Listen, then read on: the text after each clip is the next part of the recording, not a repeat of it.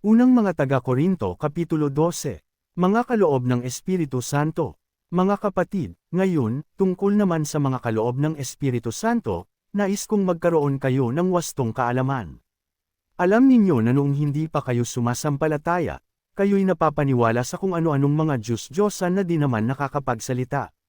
Kaya't nais kong malaman ninyo na walang taong pinapatnubayan ng Espiritu ng Diyos ang magsasabing, sampiin si Jesus. At hindi rin masasabi ninyo man, si Jesus ay Panginoon, kung siya'y hindi pinapatnubayan ng Espiritu Santo. Iba't iba ang mga espiritual na kaloob, ngunit iisa lamang ang Espiritong nagkakaloob ng mga ito. Iba't iba ang paraan ng paglilingkod, ngunit iisa lamang ang Panginoong pinaglilingkuran. Iba't iba ang mga gawaing iniatas, ngunit iisa lamang ang Diyos na kumikilos sa mga taong gumagawa ng mga iyon. Para sa ikabubuti ng lahat, ang bawat isa'y binigyan ng kaloob na nagpapakitang nasa kanya ang Espiritu.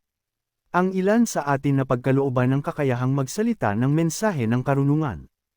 Ang iba naman ay pinagkalooban ng katalinuhan. Subalit iisang Espiritu ang nagkakaloob nito. Ang Espiritu ring iyon ang nagkakaloob sa iba ng pananampalataya sa Diyos, at sa iba'y ang kapangyarihang magpagaling sa mga may sakit. May pinagkalooban ng kapangyarihang gumawa ng mga himala, may pinagkalooban din ng kakayahang magpahayag ng mensaheng mula sa Diyos, at may pinagkalooban naman ng kakayahang malaman kung aling kaloob ang mula sa Espiritu at kung alin ang hindi. May pinagkalooban ng kakayahang magsalita sa iba't ibang mga wika, at sa iba naman ay ang magpaliwanag ng mga wikang iyon.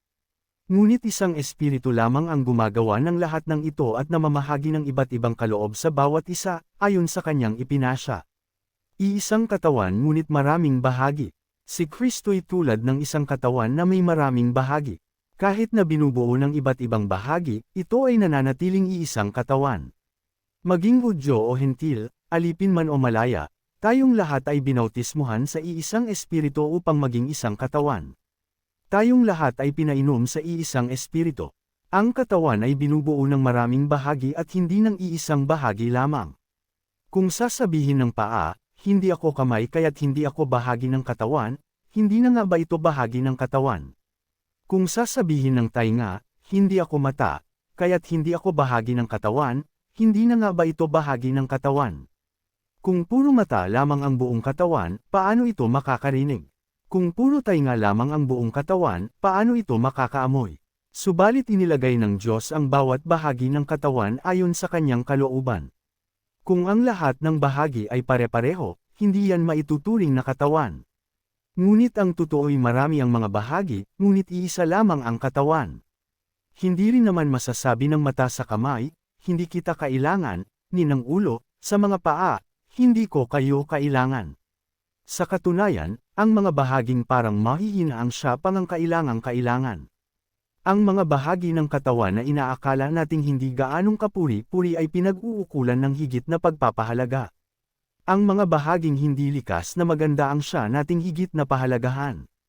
Hindi na ito kailangang gawin sa mga bahaging sadyang maganda.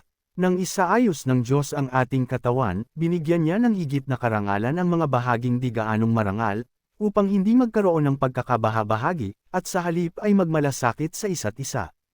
Kung nasasaktan ang isang bahagi, nasasaktan ang lahat, kung pinaparangalan ang isang bahagi, nagagalak ang lahat. Kayong ang lahat ang iisang katawan ni Kristo, at bawat isa sa inyo ay bahagi nito.